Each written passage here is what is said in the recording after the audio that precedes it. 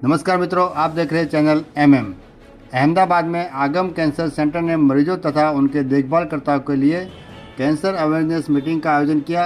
इस मीटिंग का उद्देश्य कैंसर के प्रति जागरूकता बढ़ाना, शुरुआती पहचान के महत्व को उजागर करना और समय पर इलाज से उपचार के बेहतर परिणाम संभव हो सकते हैं, इस विषय पर मार्गदर्शन देना था।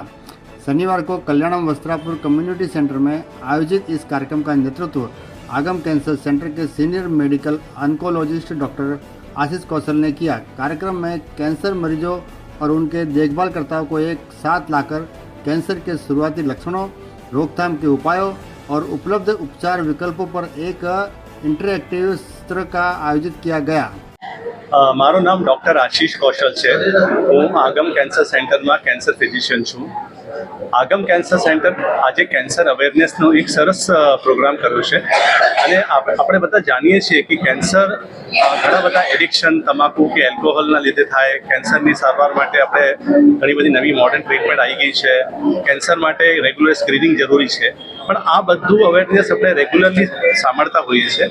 આજે અમે કેન્સરની અવેરનેસના પ્રોગ્રામમાં એક જુદી થીમ સાથે આ પ્રોગ્રામ કર્યો છે, જેમાં ઘણા બધા કેન્સરના દર્દી અને એના કેર ગિવર્સ, જે ફેમિલી મેમ્બર્સ હોય, એના કેન્સર વિષયમાં ઘણી બધી નવી ઇન્ફોર્મેશન, જ્યારે કેન્સર ડિટેક્ટ થાય ત્યારે કેન્સરના દર્દીને કઈ રીતે એની સારવાર થઈ શકે છે, એના અંગ આપણે બચાવી શકીએ છીએ, જેને ઓર્ગન પ્રિઝર્વેશન કહેવાય। એને કોઈ સાયકોલોજીકલ ટ્રોમા ના થાય, જેમ કે ટ્રીટમેન્ટના લગતા આડઅસર, એમાં ખાસ કેન્સરની કીમોથેરાપીથી જે વાળ ખરી જતા હોય એને બચાવી શકીએ છીએ આપણે મોડર્ન ડિવાઇસ, જેને સ્કેલ્પ પુલિંગ ડિવાઇસ કહેવાય।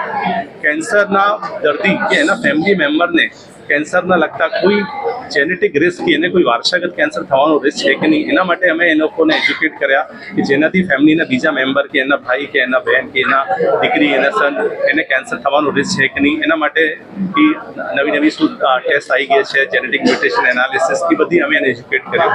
અને છેલ્લે જેવા દર્દી જેને કેન્સર ચોથા સ્ટેજમાં ડિટેક્ટ થાય, જે આપણા દેશમાં બહુ કોમન છે, ઇવન એવા સ્ટેજમાં પણ હવે મોડર્ન ટ્રીટમેન્ટ, જેમાં ટાર્ગેટ થેરપી અને ઇમ્યુનોથેરાપી, અમારી પાસે એવા પણ ઘણા દર્દી અત્યારે ઓડિયન્સમાં છે જેને વર્ષો થઈ ગયા છે અને એ લોકો કેન્સર ચોથા સ્ટેજમાં પણ ક્યોર થઈ ગયા છે।